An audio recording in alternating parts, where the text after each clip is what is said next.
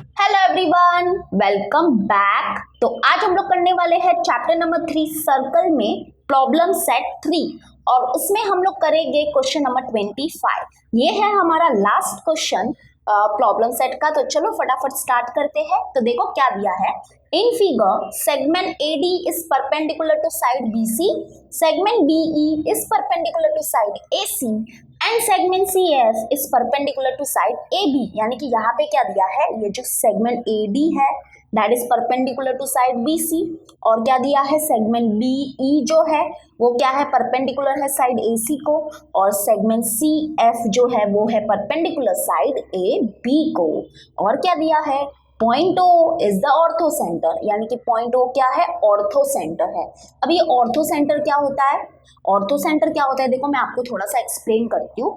यहाँ पे हमको बोल दिया है कि point O is ortho centre, लेकिन ऑर्थो सेंटर क्या होता है वो आपको पता होना चाहिए। ऑर्थो सेंटर एक्चुअली में क्या होता है कि जिस भी पॉइंट पे ट्राइंगल के सारे एल्टीट्यूड्स क्या करते हैं इंटरसेक्ट करते हैं, तो उस पॉइंट को हम लोग बोलते हैं ऑर्थो सेंटर। ठीक है, समझ रहे हो। यानी कि यहाँ पे देखो ये जो AD है वो क्या है एल्टीट्यूड है, बरोबर। वैसे ही BE क्या है एल्टीट्यूड है ये ट्राइंगल का, और CF भी क्या है एल्टीट्यूड है ये ट्राइंगल का। तो यानी कि जिस भी पॉइंट पे ट्राइंगल के सारे एल्टीट्यूड्स क्या करते हैं इंटरसेक्ट करते हैं, तो उस पॉइंट को हम क्या बोलते हैं ऑर्थो सेंटर बोलते हैं। इसलिए इसको ऑर्थो सेंटर बोला गया है क्योंकि ये तीनों एल्टीट्यूड्स क्या कर रहे हैं इस पॉइंट पे आके मिल रहे हैं। ठीक है, तो this is orthocentre and what we have to prove that कि ये जो पॉइंट O है ना वो क्या है इन सेंटर है ऑफ ट्राइंगल DEF। ये बहुत इंपॉर्टेंट है। क्या बोला है कि ये जो पॉइंट O है वो क्या है इन सेंटर है। इन सेंटर है कौन से ट्राइंगल का DEF का। ओके, तो यहाँ पे देखो हमको ट्राइंगल DEF बनाना पड़ेगा। तो सबसे पहले हम लोग ट्राइंगल DEF बनाएंगे, दैट इज हमको कंस्ट्रक्शन करना पड़ेगा, और फिर मैं आपको एक्सप्लेन करूंगी कि इन सेंटर क्या होता है। तो चलो फटाफट हम लोग साथ में मिलके बनाते हैं। तो हमको क्या करना पड़ेगा सेगमेंट बनाना पड़ेगा, सेगमेंट DE बनाना पड़ेगा। देखो यहाँ पे मैं बना रही हूँ, आप भी बना दो फटाफट। फिर सेगमेंट DF बनाना पड़ेगा, ओके, और फिर सेगमेंट FE बनाना पड़ेगा। ठीक है, तो यहाँ पे देखो आप लोग को एक ट्राइंगल बनता हुआ दिखेगा। दिस इज ट्राइंगल है ना, ये ट्राइंगल है हमारा कौन सा DEF। और इस ट्राइंगल हमको क्या प्रूव करना है, ये जो ट्राइंगल है उसमें ये जो पॉइंट O है ना वो क्या है इन सेंटर है। यानी कि ये जो पॉइंट O है that is in centre of this triangle, ये हमको प्रूव करना है। तो अब देखो ये इन सेंटर क्या होता है पहले हम उसको समझते हैं। इन सेंटर मतलब क्या, अगर सपोज करो कि एक ट्राइंगल है, ठीक है, मैं ऐसे ट्राइंगल बना देती हूँ। सपोज करो ये ट्राइंगल है ABC। तो यहाँ पे देखो ये जो ट्राइंगल है ना उसके सारे एंगल्स, ये जो सारे एंगल्स है ना उसके जो बाइसेक्टर होंगे वो जिस भी पॉइंट पे मिलते हैं उस पॉइंट को बोलते हैं हम क्या इन सेंटर। समझ में आया, नहीं समझ में आया कोई बात नहीं, फिर से समझाती हूँ। यहाँ पे देखो सपोज करो कि ये जो रे है थोड़ा सा एक्सटेंड कर देती हूँ। ये जो रे है वो क्या है, ये एंगल B का बाइसेक्टर है। वैसे ही सपोज करो कि ये जो रे है वो क्या है, ये जो एंगल C है उसका बाइसेक्टर है। और सपोज करो कि ये जो सेगमेंट है या रे है जो भी बोलो आप, वो एंगल A का बाइसेक्टर है। तो जिस भी पॉइंट पे ट्राइंगल के एंगल्स के बाइसेक्टर क्या करते हैं इंटरसेक्ट करते हैं या मिलते हैं, उस पॉइंट को ही बोला जाता है what in centre of the triangle. समझ में आया। तो यानी कि ये वाला टुकड़ा इक्वल है क्योंकि ये जो रे है उसने क्या किया, ये एंगल को बाइसेक्ट कर दिया मतलब उसके आधे आधे इक्वल टुकड़े कर दिए, है ना। वैसे ही ये रे जो है उसने ये एंगल C को बाइसेक्ट किया, तो ये वाला टुकड़ा इक्वल। वैसे ही ये जो रे है उसने एंगल A को बाइसेक्ट किया, तो मतलब ये वाला एंगल और ये वाला एंगल क्या होगा इक्वल होगा। थोड़ा फिगर में इक्वल नहीं लग रहा है बट आई होप आपको समझ गया होगा।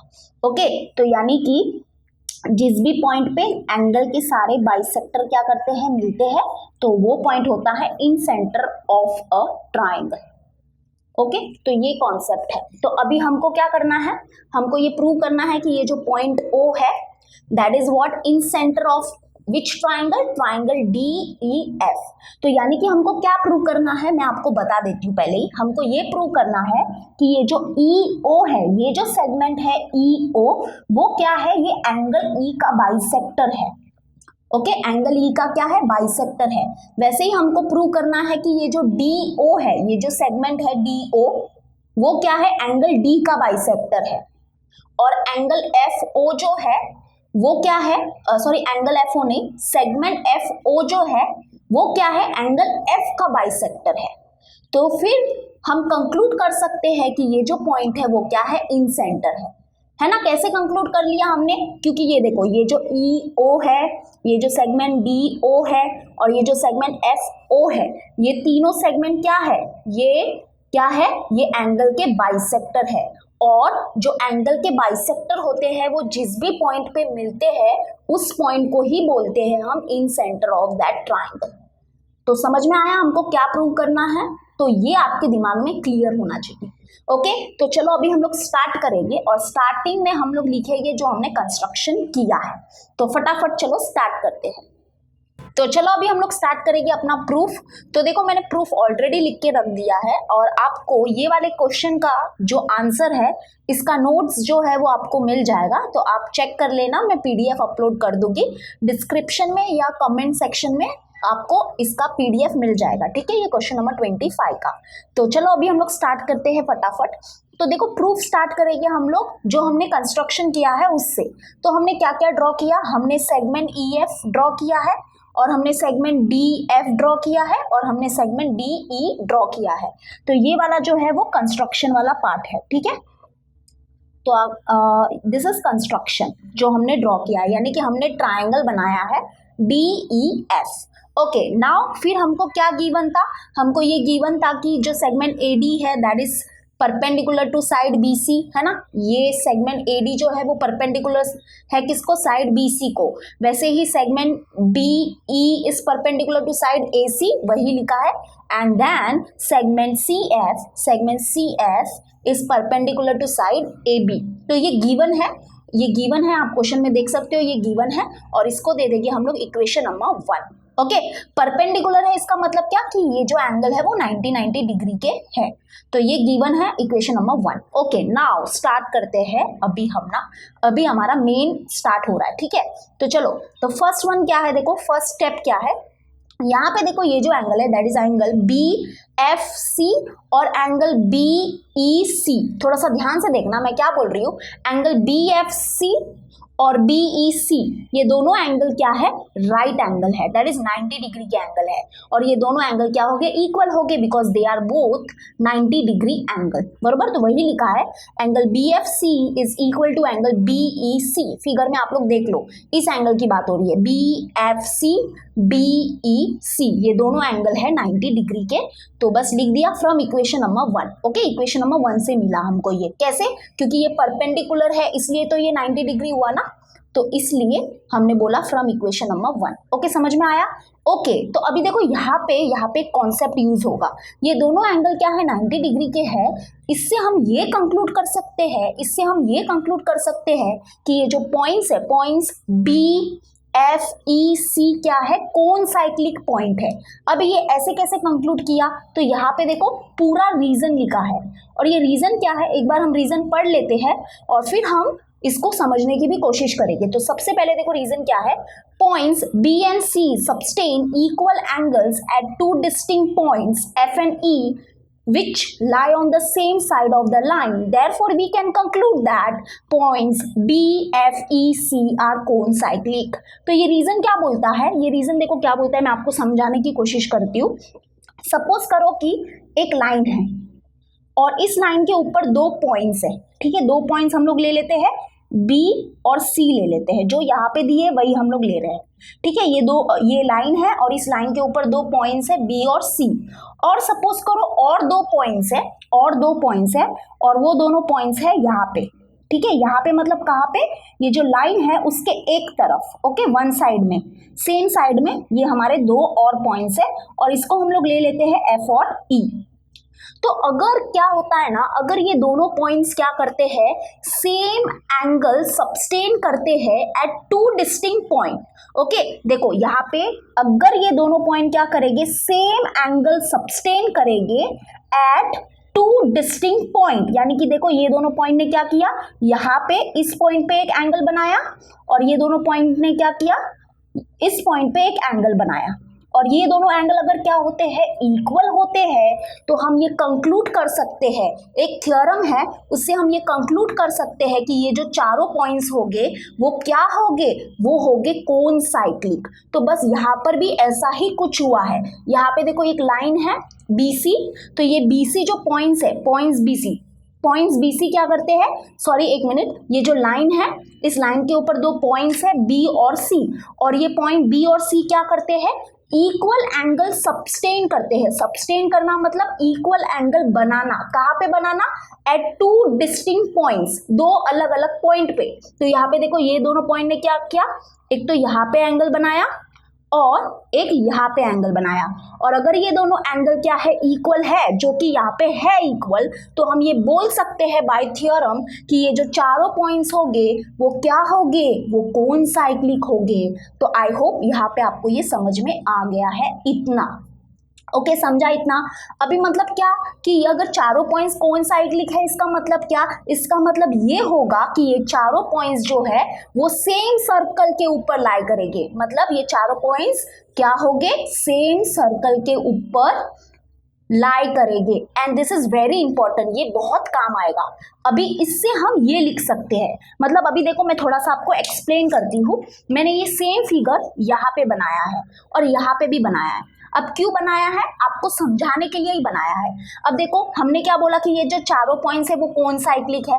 कोइंसाइक्लिक का मतलब क्या होता है, कोइंसाइक्लिक पॉइंट का मतलब क्या होता है कि ये जो चारों पॉइंट्स है वो सेम सर्कल के ऊपर क्या करेंगे, लाई करेंगे, बरोबर। तो मैं यहाँ पे एक सर्कल बना देती हूँ ताकि आपको और अच्छे से ये सोल्यूशन समझ में आए।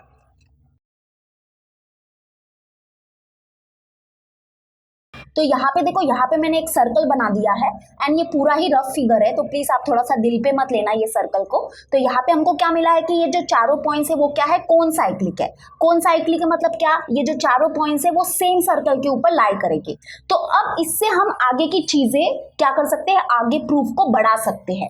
ठीक है, मैं यहाँ पे क्यों नहीं कर रही हूँ, क्योंकि यहाँ पे बहुत खिचड़ी हो जाएगी, इसलिए मैंने यहाँ पे आपको समझाने के लिए ये बना दिया है। अब देखो इससे हम क्या बोल सकते हैं कि ये जो एंगल है दैट इज एंगल FEB, ठीक है, ध्यान से देखना, मैं यहाँ पे मार्क भी कर रही हूँ, एंगल FEB और कौन सा एंगल FCB, ये दोनों एंगल क्या होंगे, कॉन्ग्रेंट होंगे। क्यों कॉन्ग्रेंट होंगे, क्योंकि ये दोनों एंगल सेम आर्क के अंदर इंस्क्राइब है। समझ रहे हो, सेम आर्क के अंदर जो एंगल इंस्क्राइब होते हैं वो क्या होते हैं, वो कॉन्ग्रेंट होते हैं। ये भी हमने देखा है, यानी कि देखो ये एंगल और ये एंगल, अभी देखो ये सर्कल बन गया है ना, अभी सर्कल बन गया है, इसका मतलब ये एंगल, ओके, और ये एंगल, तो ये दोनों एंगल कौन से आर्क में इंस्क्राइब है, इस आर्क में इंस्क्राइब है, यानी कि इस आर्क में ये बने हैं, है ना। तो हम बोल सकते हैं angle FEB and angle FCB, ये दोनों एंगल क्या है, कॉन्ग्रेंट है। अगर हमको मिलता ही नहीं कि यहाँ पे एक अगर सर्कल ही नहीं बनता तो हम इनको कॉन्ग्रेंट दिखा ही नहीं पाते, इसलिए ये कोइंसाइक्लिक बताना ज्यादा इंपॉर्टेंट था ताकि हम अपने प्रूफ को आगे बढ़ा सके। तो मतलब अभी देखो यहाँ पे भी मैं एक्सप्लेन करती हूँ, बिना सर्कल के भी आपको समझना चाहिए। यहाँ पे मैंने सर्कल से आपको समझाया ताकि आपको वो आर्क दिखे कि कहाँ पे वो इंस्क्राइब है। तो इस आर्क में वो एंगल क्या है, इंस्क्राइब है, इसलिए ये दोनों क्या है, कॉन्ग्रेंट है एंगल। ठीक है, मैं थोड़ा सा डार्क कर देती हूँ, ये देखो ये वाला आर्क, ठीक है, इस आर्क में ये दोनों एंगल इंस्क्राइब है। कौन सा एंगल, ये एंगल, और कौन सा, ये वाला एंगल, है ना, दोनों एंगल इसी तो आर्क में इंस्क्राइब है, इसलिए हमने इसको और इसको कॉन्ग्रेंट दिखाया है। अब यहाँ पे देखो वही लिखा है एंगल FEB, यानी कि ये एंगल, और कौन सा एंगल, FCB, ये एंगल, ये दोनों एंगल क्या है, कॉन्ग्रेंट है, because angles inscribe in same arc are congruent. तो ये बिना सर्कल का अगर आपको नहीं समझ रहा है तो मैंने सर्कल बना के आपको समझा दिया है। तो इसको दे देंगे इक्वेशन नंबर 2। ये बहुत ही बड़ी कमाल की चीज है, बहुत आगे यूजफुल है, इसलिए मैंने इसको ब्लू में लिखा है। ओके, इतना आपको समझ में आ गया होगा। अब आगे का ये हमारा फर्स्ट, ऐसे समझो कि ये हमारा फर्स्ट स्टेप है। अब ये हमारा सेकंड स्टेप चालू हो रहा है। तो हमने अब तक क्या किया है? अब तक हमने कुछ नहीं किया है, बस ये दिखाया है कि ये एंगल इक्वल है, ये एंगल इक्वल है। इसका मतलब हम बोल सकते हैं ये चारों पॉइंट्स क्या है? कोइंसाइक्लिक है। अगर ये चारों पॉइंट्स कोइंसाइक्लिक है मतलब ये चारों पॉइंट्स जो है वो सेम सर्कल के ऊपर लाई करते हैं। तो इससे हमने ये बता दिया कि ये एंगल क्या है? कॉन्ग्रेंट है, और उसको हमने इक्वेशन नंबर 2 देके छोड़ दिया है। Now let us move further. अब देखो यहाँ पे हमारे पास और क्या है? अब हमको क्या करना है आगे? ये जो क्वाड्रिलेटरल देख रहे हो आप लोग, ये क्वाड्रिलेटरल, इसको हमको साइक्लिक क्वाड्रिलेटरल बताना है। ठीक है, मैं थोड़ा सा यहाँ पे थोड़ा सा पेंसिल से क्या करती हूँ, है थोड़ा सा डार्क कर देती हूँ ताकि आपको समझ में आ जाए हम कौन से क्वाड्रिलेटरल की बात कर रहे हैं, इस क्वाड्रिलेटरल की। तो इसको अभी हमको साइक्लिक क्वाड्रिलेटरल बताना है। ठीक है, तो कैसे बताते हैं देखो, चलो। तो यहाँ पे देखो ये जो एंगल है दैट इज एंगल ओ ई सी, ये एंगल ओ ई सी, और कौन सा एंगल? ओ डी सी। ये दोनों एंगल क्या है? 90 डिग्री के एंगल है ना? यहाँ पे वही लिखा है, ये दोनों 90 डिग्री के एंगल है। कैसे? ये तो गिवन में था, यानी कि that is from equation number 1 given है ना कि ऑल दिस आर परपेंडिकुलर, इसलिए ये 90 डिग्री और ये भी 90 डिग्री है। दैट इज ये एंगल और ये एंगल क्या है? 90 डिग्री है, तो लिख दिया फ्रॉम इक्वेशन नंबर 1। नाउ इससे हम क्या बोल सकते हैं कि ये दोनों एंगल का अगर हम लोग सम करेंगे तो हमको मिलेगा 180 डिग्री, है ना? ये दोनों एंगल का अगर हम लोग सम करेंगे, क्योंकि ये 90 डिग्री के एंगल है, तो इनका अगर हम लोग सम करेंगे दैट इज एडिशन करेंगे तो हमको मिलेगा 180 डिग्री। तो मतलब हम ये कंक्लूड कर सकते हैं कि ये जो क्वाड्रिलेटरल है वो क्या है? साइक्लिक क्वाड्रिलेटरल है। अब ये कैसे कंक्लूड कर सकते हैं? By converse of cyclic quadrilateral theorem.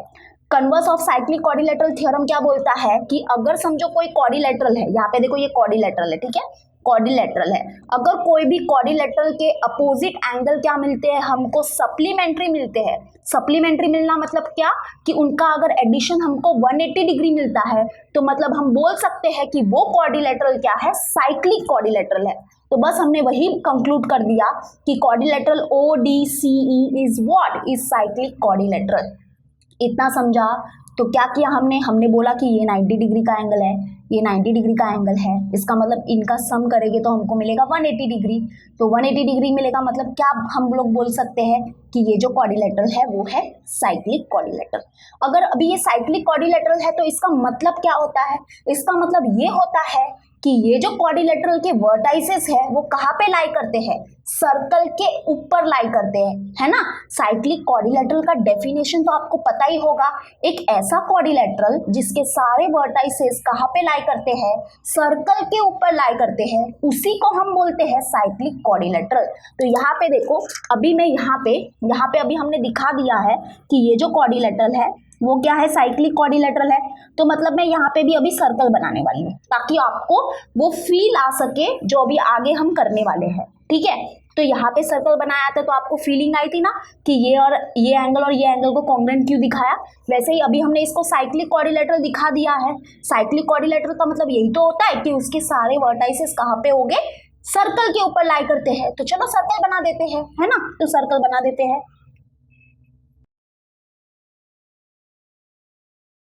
तो यहाँ पे देखो, यहाँ पे मैंने सर्कल बना दिया है। इतना परफेक्ट नहीं आया है, I am really sorry, but please आप समझ जाना। तो यहाँ पे देखो, ये क्वाड्रिलेटरल के सारे वर्टाइसेस जो है वो सर्कल के ऊपर है, ओके? उसी को हम बोलते हैं साइक्लिक क्वाड्रिलेटरल। यहाँ पे सी है। तो अब इससे हम क्या बोल सकते हैं? इससे हम देखो क्या बोल सकते हैं कि ये जो एंगल होगा ना, ये एंगल और ये एंगल क्या होंगे? कॉन्ग्रुएंट होंगे। Why? Because this both angle are inscribed in same arc. और जब आर्क की बात आती है तो वहां पे सर्कल होना चाहिए, इसलिए हमको इस क्वाड्रिलेटरल को साइक्लिक क्वाड्रिलेटरल दिखाना पड़ रहा है ताकि हमको एक सर्कल मिले। इसलिए यहाँ पर भी हमने ये चारों पॉइंट्स को क्या दिखाया? कौन साइक्लिक दिखाया, ताकि हमको सर्कल मिले एक, ओके? तो इसलिए ये चीजें हो रही है। तो अभी देखो, ये एंगल कौन सा एंगल? ओ ई डी, ठीक है? ये एंगल और कौन सा? ओ सी डी। ओ सी डी, ये दोनों एंगल कहाँ पे इंस्क्राइब है? इस वाले आर्क में इंस्क्राइब है, ठीक है? इस वाले आर्क में इंस्क्राइब है ना? देखो मैं बनाती हूँ। ये एंगल ये एंगल, इसकी शुरुआत यहाँ से हो रही है, अंत यहाँ पे हो रहा है। सिमिलरली ये एंगल, इसकी शुरुआत यहाँ पे हो रही, यहाँ से हो रही है, अंत यहाँ पे हो रहा है। यानी कि ये दोनों एंगल कौन से आर्क में इंस्क्राइब है? इस आर्क में इंस्क्राइब है ना। आर्क दिखाने के लिए देखो सर्कल बनाना पड़ा, इसलिए मैंने ये एक्स्ट्रा फिगर्स आपके लिए बना के रखे थे। तो यहाँ से हमको मिला ये, और ये एंगल क्या है? कॉन्ग्रेंट है। तो बस वही हम लिखेंगे अभी। तो यहाँ पे देखो, यहाँ पे हम लोग इसको महसूस करते हैं अभी। तो यानी कि कौन सा angle? Angle O E D. Okay, ये angle O E D is congruent to which? O C D. Okay, O C D. तो बस वही लिखा है, angle O E D is congruent to angle O C D. And what is the reason? Reason is angles inscribed in the same arc are congruent. बस अभी हमारा हो ही गया है प्रूफ। बस इतनी आपने इतना कंट्रोल किया ना, इतना वीडियो देख लिया ना, तो आगे का वीडियो देख लो। बस अभी हमारा प्रूफ हो गया है। तो अभी देखो, ये जो पार्ट था उसमें हमने क्या दिखाया? उसमें हमने दिखाया कि ये एंगल कॉन्ग्रेंट है, बरोबर। फिर अभी सेकेंड वाला पार्ट जो है उसमें हमने ये दिखाया कि ये एंगल और ये एंगल कॉन्ग्रेंट है। यानी कि थोड़ा समझ रहे हो क्या हो गया? हमको अभी मिल ही गया है। देखो, सबसे पहले दिखाया कि ये एंगल और ये एंगल कॉन्ग्रेंट है। फिर हमने दिखाया ये एंगल और ये एंगल कॉन्ग्रेंट है। यानी कि ये दोनों एंगल जो है वो सेम एंगल को कॉन्ग्रेंट है। इसका मतलब हम क्या बोल सकते हैं कि ये दोनों एंगल भी कॉन्ग्रेंट है। और अगर ये दोनों एंगल कॉन्ग्रेंट है तो बात खत्म। हमको यही तो दिखाना था कि हमको क्या दिखाना था कि ओ ई जो है ये जो सेगमेंट है वो क्या है? ये एंगल का बाइसेक्टर है। बाइसेक्टर है मतलब क्या? कि ये जो सेगमेंट ओ ई है वो क्या करता है? ये एंगल को क्या करता है? बाइसेक्ट करता है। यानी कि उसके आधे आधे इक्वल टुकड़े करता है। और वही तो यहाँ पे हो गया है। हमने दिखा दिया है कि ये एंगल, कौन सा एंगल? एफ ई ओ और ओ ई डी, ये दोनों एंगल क्या है? कॉन्ग्रेंट है। तो मतलब इससे हम बोल सकते हैं कि ओ ई ने क्या किया? इसको बाइसेक्ट कर दिया। That is O E is what? Is angle bisector of angle E. समझ में आ गया? क्या मिला था यहां से? क्या मिला था? यानी कि ये ब्लू में हमको क्या मिला है कि ये एंगल और ये एंगल कॉन्ग्रेंट है। फिर सेकेंड, जब हमने इसको साइक्लिक क्वाड्रिलेटरल दिखाया इसको, तो वहां से हमको मिला कि ये एंगल और ये एंगल कॉन्ग्रेंट है। मतलब ये दोनों एंगल इस एंगल को कॉन्ग्रेंट है। इसका मतलब ये दोनों एंगल कॉन्ग्रेंट है। और अगर ये दोनों एंगल कॉन्ग्रेंट है मतलब क्या? कि ये ओ ई ने क्या किया? ये एंगल को बाइसेक्ट कर दिया है। बाइसेक्ट कर दिया है मतलब ये ओ ई क्या है? एंगल बाइसेक्टर है ये एंगल का। तो वही हमको बस दिखाना था, है ना। तो बस अभी इसको थोड़ा सा लिखना है ना, वो थोड़ा सा हम लोग क्या करेंगे? अच्छे से लिखेंगे। तो यहाँ पे देखो, यहाँ पे हमने दिखा दिया है। अभी कुछ नहीं है, अभी बस थोड़ा सा क्या है, थोड़े से ये एंगल्स को सही तरीके से लिखना है और ऑलमोस्ट हमारा प्रूफ कंप्लीट होने को है। तो मैं क्या करती हूँ, एक फिगर बना देती हूँ ताकि ये फिगर थोड़ा सा ऊपर चला गया है तो मुझे फिगर और ये जो प्रूफ है वो सामने सामने चाहिए ताकि मैं आपको एक्सप्लेन कर सकूं। तो फटाक से मैं एक फिगर बना के आपके सामने आती हूँ। तो अब देखो, अब हमको क्या लिखना है। तो यहाँ पे देखो, यहाँ पे आपके मन में क्वेश्चन आया होगा कि यहाँ पे हमने इक्वेशन 3 क्यों नहीं दिया। तो बस कुछ नहीं है, थोड़ा सा एंगल को सही तरीके से लिखना है। दैट इज हमको क्या मिला है अभी? एंगल ओ ई डी और एंगल ओ सी डी, ये एंगल क्या मिले हैं? कॉन्ग्रेंट मिले हैं, बरोबर। यहाँ पे बस यहाँ पे देखो, हमने कुछ नहीं किया है। हमने एंगल ओ ई डी को एंगल ओ ई डी ही लिखा है, बस इस एंगल को थोड़ा सा अलग वे में लिखा है। तो यहाँ पे देखो, यहाँ पे क्या था? एंगल ओ सी डी था, ओ सी डी था। तो अगर हम लोग एंगल की शुरुआत यहाँ से करें या यहाँ से करें, एक ही बात है ना। तो हमने क्या बोला? ओ सी डी के जगह पे हमने बस ये लिखा एंगल एफ सी बी लिखा। ओके, एंगल तो यही होगा ना हमारा, बस हमने लिखा थोड़ा सा अलग। यानी कि शुरुआत एफ से की और अंत बी पे किया, तो एंगल एफ सी बी लिखा। यानी कि इसके जगह पे हमने ये लिख दिया और उसके लिए हमने रीजन लिख दिया है कि अगर ये पॉइंट्स कोलिनियर है तो एंगल की शुरुआत यहाँ से करो या एफ से करो, एक ही बात है। वैसे ही एंगल की एंगल का एंड जो है वो डी पे करो या बी पे करो, एक ही बात है। तो बस हमने वही लिख दिया है और फिर इसको इक्वेशन नंबर 3 दे दिया है। ओके, तो अब देखो, फ्रॉम इक्वेशन नंबर 2 and 3 हमको क्या मिला है? यहाँ पे देखो, मैंने स्टार्टिंग में ही आपको बता दिया था कि ये एंगल क्या मिला था हमको, ये एंगल और ये एंगल क्या मिले थे, कॉन्ग्रेंट मिले थे। और फिर अभी हमको इक्वेशन नंबर 3 में क्या मिला है, ये एंगल और ये एंगल कॉन्ग्रेंट मिला है। इसका मतलब ये दोनों एंगल क्या होंगे, कॉन्ग्रेंट होंगे। तो यहाँ पे देखो इक्वेशन 2 जो है और इक्वेशन 3 जो है, अब यहाँ पे देखो इक्वेशन 2 और 3 के जो राइट हैंड साइड है वो क्या है, सेम है। इसका मतलब उसका लेफ्ट हैंड साइड भी क्या हो जाएगा, सेम हो जाएगा। यानी कि ये एंगल FCB को कॉन्ग्रेंट है और ये एंगल भी FCB को कॉन्ग्रेंट है। मतलब ये दोनों एंगल क्या होंगे, कॉन्ग्रेंट होंगे। ओके, थोड़ा सा ब्लर हो रहा है, एक मिनट। हाँ, ये दोनों एंगल भी क्या होंगे, कॉन्ग्रेंट होंगे। तो बस अभी हमने वही लिखा, फ्रॉम इक्वेशन 2 and 3 हम बोल सकते हैं कि angle FEB is congruent to angle OED। तो ये कौन सा एंगल की बात हो रही है, इस एंगल की बात हो रही है, that is angle FEB is congruent to angle what, OED। देखो फिगर के थ्रू भी मैंने आपको एक्सप्लेन कर दिया। तो अब देखो आगे क्या है, ये जो एंगल FEB है उसके जगह पे हम ये भी लिख सकते हैं ना, FEO, यानी कि हम B तक नहीं लेके जा रहे हैं, उसको O पे ही खत्म कर रहे हैं। दैट इज हम बोल सकते हैं, इसके जगह पे हम ये लिख सकते हैं, that is angle FEO is congruent to angle what, OED। बस हमको ये मिल गया है कि ये दोनों एंगल क्या है, कॉन्ग्रेंट है। ओके, और यहाँ पे FEB के जगह पे हमने FEO लिखा है, और वो क्यों लिखा है, क्योंकि ये तीनों पॉइंट्स क्या कोलिनियर है, इसलिए हम एंगल को यहाँ तक लिखे या यहाँ तक लिखे एक ही बात है। तो वो रीजन के लिए हमने ये रीजन दे दिया है। तो बस अभी हमको ये दोनों एंगल अगर कॉन्ग्रेंट मिल गए तो हम क्या बोल सकते हैं, यहाँ से क्या कंक्लूड कर सकते हैं, मतलब यहाँ से क्या कंक्लूड कर सकते हैं कि सेगमेंट EO जो है वो क्या कर रहा है, बाइसेक्ट कर रहा है एंगल FED को। यानी कि ये जो EO है, ये जो सेगमेंट है वो क्या कर रहा है, ये जो एंगल है, एंगल कौन सा, FED। ओके, FED को क्या कर रहा है, ये पूरे एंगल को बाइसेक्ट कर रहा है, मतलब उसके आधे आधे इक्वल टुकड़े कर रहा है। तो मतलब ये जो है सेगमेंट EO जो है वो क्या है, एंगल बाइसेक्टर है, एंगल बाइसेक्टर है। ठीक है, एंगल बाइसेक्टर है। कौन से ट्राइंगल का, ये ट्राइंगल का, और कौन से एंगल का, इस एंगल का। तो सिमिलरली यहाँ पे देखो हमको फिर क्या लिखना है, सिमिलरली हम बोल देंगे कि वी कैन प्रूव दैट, ऐसे ही सिमिलरली करके हम ये बोल सकते हैं कि ये हम प्रूव कर सकते हैं कि सेगमेंट OD जो है वो किसका बाइसेक्टर है, एंगल कौन सा, एंगल FDE का। यानी कि ये जो सेगमेंट है वो किसका बाइसेक्टर है, ये एंगल का, एंगल D का। वैसे ही सिमिलरली हम ये बोल सकते हैं कि FO जो है वो क्या है, बाइसेक्टर है कौन से एंगल का, F एंगल का। ठीक है, यही लिखना है, सिमिलरली करके फटाक से आगे लिख दो। We can prove that segment OD bisects angle FDE and segment FO bisect कौन सा एंगल, EFD।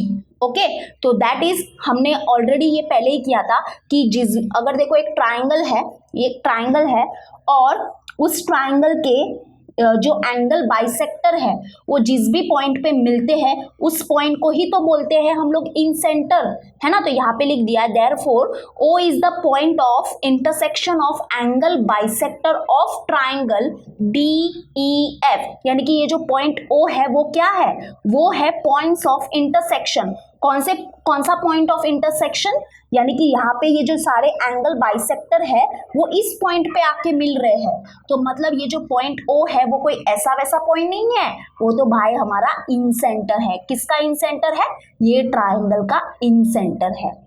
तो आई होप अभी आपको समझा होगा। तो लास्ट में बस हमको ये लिखना है, therefore point O is in centre of triangle DEF।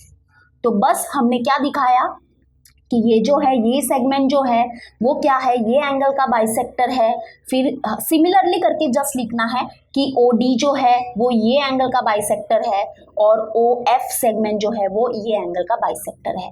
तो बस हमको एक ही दिखाना है और सिमिलरली करके ये सब लिख देना है। एग्जाम में भी ऐसे ही सिमिलरली करके लिखना है। तो बस आपको ये स्टेप समझ में आने चाहिए। ये पहला स्टेप है। पहला स्टेप क्या किया है, देखो यहाँ पे बताती हूँ, ये है, ये स्टेप 1 है और ये स्टेप 2 है। ठीक है, फिर से एक बार देख लो क्या किया हमने। सबसे पहले तो हमने बोला कि ये एंगल और ये एंगल क्या है, कॉन्ग्रेंट है, बिकॉज 90 डिग्री का एंगल है। तो इससे हमको क्या मिला कि ये जो चारों पॉइंट्स है वो कौन साइक्लिक है, कौन साइक्लिक है तो मतलब क्या कि ये चारों पॉइंट्स क्या करते हैं, सेम सर्कल के ऊपर लाई करते हैं, ठीक है। तो इससे हम क्या बोल सकते हैं कि ये एंगल और ये एंगल क्या होगा, कॉन्ग्रुएंट होगा, ठीक है। इसको 1 ले लेते हैं और इसको 1 ले लेते हैं और इसको समझो एंगल 3 ले लेते हैं, क्या ले लेते हैं, 3 ले लेते हैं। तो यहाँ पे हमको क्या मिला, angle 1 is congruent to angle 3 मिला, ठीक है। अभी देखो आपको थोड़ा सा और अच्छे से समझेगा। तो यहाँ पे हमको, क्योंकि ये दोनों एंगल कॉन्ग्रुएंट क्यों है, क्योंकि ये दोनों एंगल सेम आर्क में इंस्क्राइब है ना, सेम आर्क में इंस्क्राइब है। देखो ये एंगल और ये एंगल सेम आर्क में इंस्क्राइब है, तो यहाँ पे ये मिला।